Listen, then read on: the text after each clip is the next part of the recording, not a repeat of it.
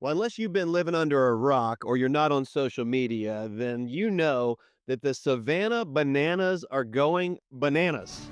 And I want to share with you today just a few things I learned from experiencing them for myself.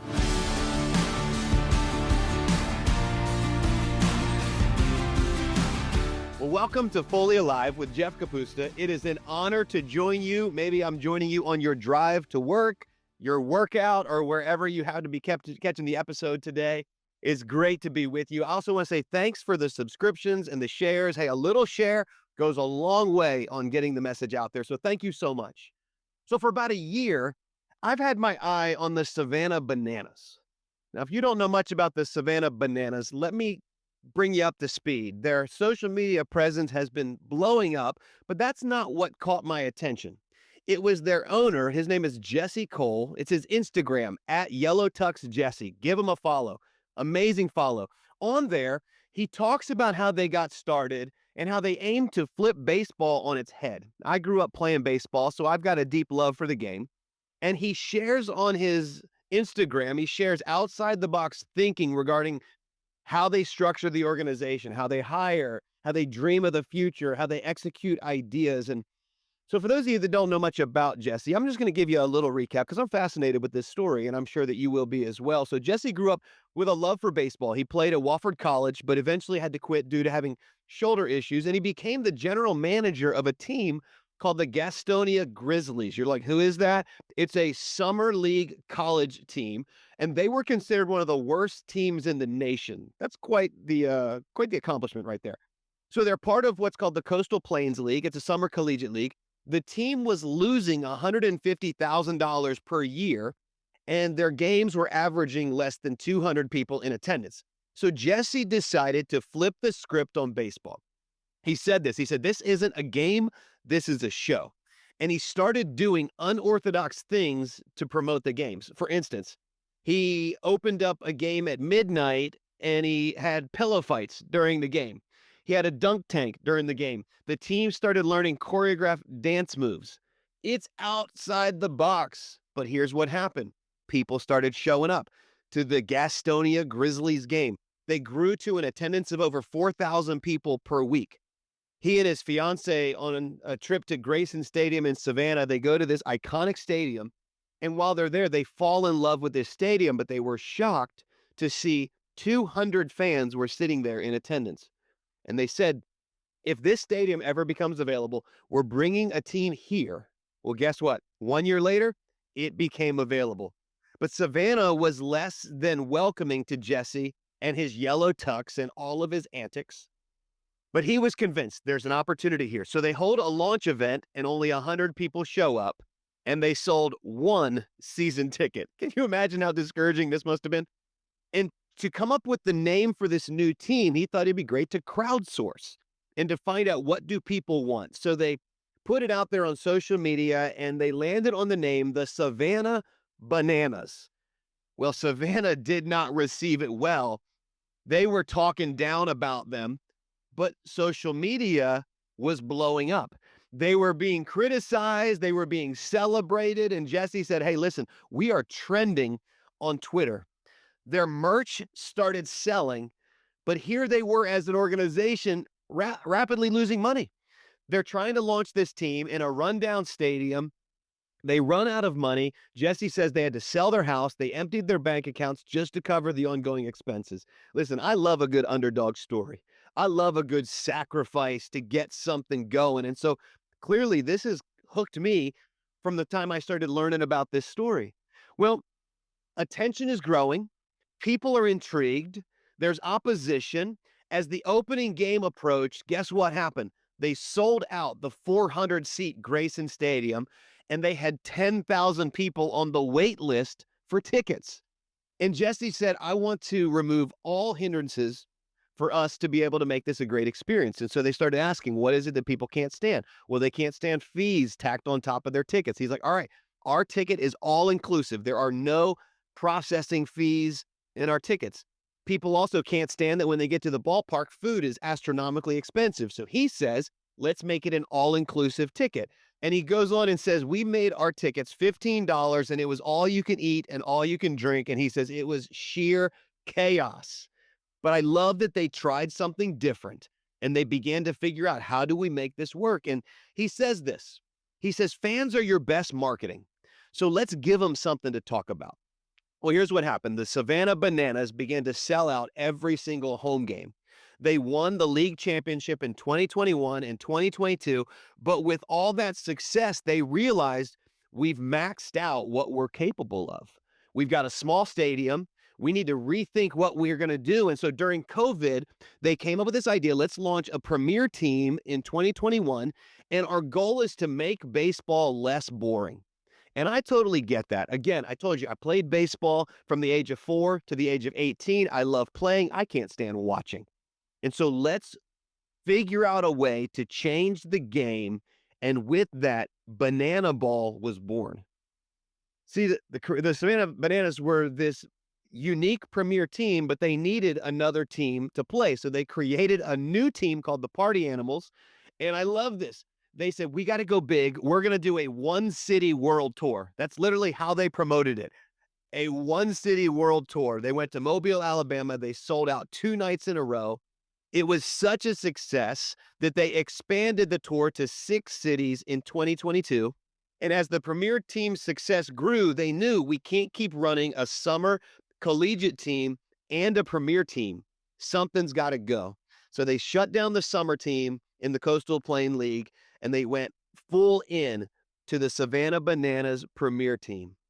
And so Jesse announced, we're going to play 87 games, 33 cities, 21 state world tour, projecting a 500% increase in revenue. Within the first week of launching this, 35% of their tickets were sold. And by the time they got to their first game, every single game was sold out. Since then, they've sold out Major League Baseball stadiums, and now they're selling out NFL stadiums. They call it the greatest show in sports. And I had the chance recently to attend one of their games. Gonna be honest, as a baseball purist, I was nervous. I'm familiar with their social media, and I'm wondering, is this a gimmick? I've also got a bar really high of what I'm going to experience. So I was nervous that it may not measure up. So they are hosting a game at the Bank of America Stadium in Charlotte. It's the home of the Carolina Panthers. And they've sold out not just one night, but 2 nights in a row, 74,000 people each night. Like, the Panthers have never seen a crowd like that. Of course, Panthers have never given people a reason to come and watch them. Sorry to my Panthers fans. So my wife and I, we are joined together with some friends. We drive to Charlotte. We're 4 hours to get there. We check into a hotel. We walk several blocks to the game. This fan experience starts 6 hours before the game. I'd say at least 50% of the people there are dressed in Savannah banana gear, some banana costumes. They had merch lines that were hundreds of people deep. Like, I just wanted to buy one of their yellow baseballs, but I wasn't going to wait in that line. But people were, and they probably had 7 to 10 merch stations, hundreds of people in each line. And so as I'm there, I took my phone out and I just kept making notes about things that were standing out to me in the experience. And as one who's in the people business, I'm always looking at what I can learn from successful organizations. And so I want to give you 6 things that I learned and we can learn from the Savannah Bananas. Okay. Here's the first thing. You can take this, apply it to your organization. The first is this: fans first. Fans first. Even the name of the organization is called Fans First Entertainment. It's a reminder of why they exist. So Jesse Cole would say, we are fans first and we entertain always. And I love that they lead with their fans. There's a great saying that says, when you lose your why, you lose your way. And so for Jesse, he wants to make sure the fans are having an incredible experience. So much of traditional baseball is about the players on the field. And he said, no, this is about the fans in the stands. It's got to be fans first. So often I've learned in my role and what I do as a pastor of a church, it's really easy for me to think about, what do I want? What creates a great experience for me? But if we can put ourselves in the seat of the fans and our attenders, we got to ask the question, is this a great experience for them? And so I love that that's how their organization started. We're going to be fans first. The second thing that I took away was that details matter. Details matter. I would give anything to sit in a planning meeting for just one of these games. They have so many ridiculous and random ideas. I just want to know who comes up with these things. They had no less than 50 random things happening during the game. They had moments where um, they were throwing fans were throwing bananas from the upper deck, and somebody had to catch them in their pants. They had this race where they had spouses and they had to spin around a baseball bat, run to the other end of the field, and then pie their spouse in the face. And so 74,000 people watching these folks staggering around the field. It was just fun. They had contests where, somebody was in the stands with a microphone, they play a song and you had to finish the lyrics. They had dance offs. I mean, it was so many things about this experience that I just kept, it was like you didn't want to leave your seat because there was always something new happening, which leads me to number 3. Keep them guessing. Baseball's predictable. We all know it. All right. We know we're going to stand for the national anthem. Then we got the 7th inning stretch. And depending on how the game's going, we're going to take off and leave early. And here's what Jesse did. He says that he studied the footage of the fans at baseball games, and he noted when they would disconnect and start getting on their phones. He said, we videoed the fans. And every time we noticed fans getting on their phones, we would pay attention. What's happening? It was usually, there were moments in the game where the action slowed down. And they's like, we can't let the action slow. Let's keep people guessing. And so because of that, there was a lot that happened that you just did not anticipate. For instance, we're at, Charlotte Stadium. They brought several Panthers players to sub into the game. What? Yeah, Luke Kuechly comes out to throw the first pitch. And so, of course, it's Charlotte. Luke comes out. The whole stadium is just, Luke, they're going crazy. At one point, Jonathan Stewart was pinch running.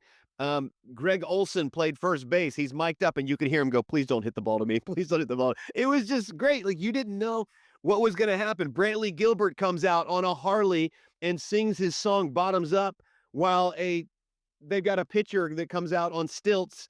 It's just, you're like, wait a second. What's going on? Now, if you're listening to this and you're like, oh, come on, is this baseball? Is it a circus? Yes, it's both. To the baseball purist, you would watch this and go, I don't know about this. But as sheer entertainment, these guys crushed it. And it's something else I noticed while we were there is the music, the playlist changed about every 20 seconds. I don't know if they had 500 songs in this playlist, but it was like a sing-along. The entire stadium was constantly singing because you just didn't know what was coming, and it was the most popular hits. It pulled everybody in, and you didn't know it was going to happen. We just kept guessing at what might happen. And then the 4th thing that I took away was this. They were not afraid to break the rules. You got to break the rules. They said this before the game started. They said, here are the rules of banana ball, and it's on the massive Jumbotron.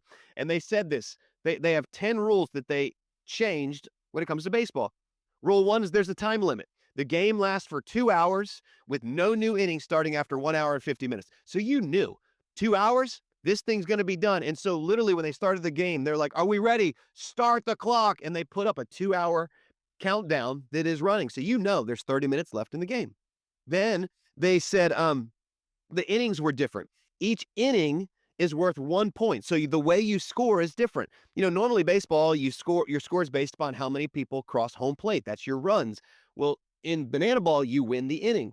So for instance, let's say your team scored 2 runs in the top of the inning. My team is up. The moment we hit 3 runs, the inning's over because we just won the inning and we got a point. Interesting. Okay. So they changed the way that it's scoring. And so when you would, when you got to the end of the game, you found the score was a lot closer. Now the final inning, all the runs counted. So they just changed up the way that they scored. And then there's stealing. Okay. Batters can steal first base. So if there's a drop, let's say the ball gets behind the catcher, you can take off and steal first base. Then there's no walks. Okay. And so there's no, if 4 balls, usually you walk to first base. They call it a sprint. So if there is a walk, let's say they throw 4 balls, you drop the bat and you sprint to first, and then you start sprinting to second if you can get there. And every player on the field has to touch the ball before you can stop. So if you're fast, you can stretch it into a double. It just keeps it interesting. Then there's no mound visits. Coaches can't go to the mound. The catcher can't go to the mound. Why? Because that's when people disengage. So there's no mound visits. There's also no stepping out of the batter's box. So once you get in the batter's box, if you step out, it's a strike. So what's interesting is switch hitters will literally jump from one side of the plate to the other because they can't step out. So it keeps the game moving. Now, here's another interesting twist. If a foul ball goes into the stands and a fan catches it, you're out. So as a fan, you're actually part of the game. Uh, if it ends in a tiebreaker, there's a showdown. You can challenge calls on the field. They give one fan a big sign, and if you disagree with a call, that fan raises it up, and the whole stands challenges the call. So anyway, I just say all to say they break the rules. They weren't afraid to go after the tradition and throw away what's not working because it's fans first. So anyway, I was fascinated by that. It made me think about my organization as churches. Sometimes we get stuck in traditionalism, and I think all businesses are susceptible to that. Are there rules that you need to break because your fans are disengaging? It's worth thinking about. Then here's the fifth thing that I took away. They zig when others zag. Okay. So whatever's normal, they're going to go in the opposite direction. For instance, they had cheerleaders, but they didn't look like your normal cheerleaders. For instance, they had the dad bod squad called the Bananas. So a bunch of these overweight dudes in midriff shirts were out there as cheerleaders. And then they had the Banana Nanas, which were the sexy seniors. So their cheerleaders were these old ladies that got out there and danced around, and these old guys. And I just love that they're like, listen, we're going to pull people into this. Like when they started the game, they had a small kid come out there and they carry out this like Pelican case, this briefcase that had a banana in it. And the kid had to take a bite. And if it was a good bite, it'd be a good game. If it was a bad bite, it'd be a bad game. Like, what? Who does this? It was just really interesting. They're willing to say, let's zig when others zag. And then here's the final thing. And I wasn't expecting this, but connect with the heart. Connect with the heart. One of the ways they did this, they did this in a lot of ways. They were constantly pulling people from the stands, but they brought out a family that is a foster care family. And they talked about the foster care program that they support, which is, guess what's called? Bananas Foster. Okay, come on. Is that not unbelievable? And so they're doing a 50-50 raffle. So you're probably familiar with that. If you go to a game, they probably have a 50-50 raffle. You buy a ticket, you take 50% of the pot, and then 50% goes to a good cause. So the pot's at $75,000, and the money's going to support foster care. And they bring this family out that's fostered all of these kids. And it was amazing to be there. You could tell there was heart behind the hype. And so when I walked away, I thought, again, if I'm a baseball purist, did I enjoy it? Yeah, I did. Now, it's not the same as going to some kind of MLB game where the World Series is on the line. But here's the deal. People are flocking to these games, and they're not flocking to professional baseball games right now. Why? And I think it's because Jesse Cole has created something with fans in mind, and people are hungry for this experience and this entertainment. And I, as a intrigued but slightly skeptical, was won over by this experience. I would tell you, if you get a chance, go. If you're not following them on social media, give them a follow. It's engaging to see what's happening because it's only gaining steam. I can't wait to see where this thing goes. And so regardless of what you do for a living, maybe it's, just even you and your family, could be you and your business, could be, you in school. I just think we can revisit what we're doing, just like Jesse revisited the whole concept and his passion for baseball. And we can, flip the script, break the rules, change the game, and just watch it engage people in a whole new way. So for me, it was a big deal. Hopefully you took a little something away from it. I know for me, I'm looking back at my organization going, what can we do to continue to put our fans first? Let's learn a little something from the Savannah Bananas. I hope you did, because I certainly have.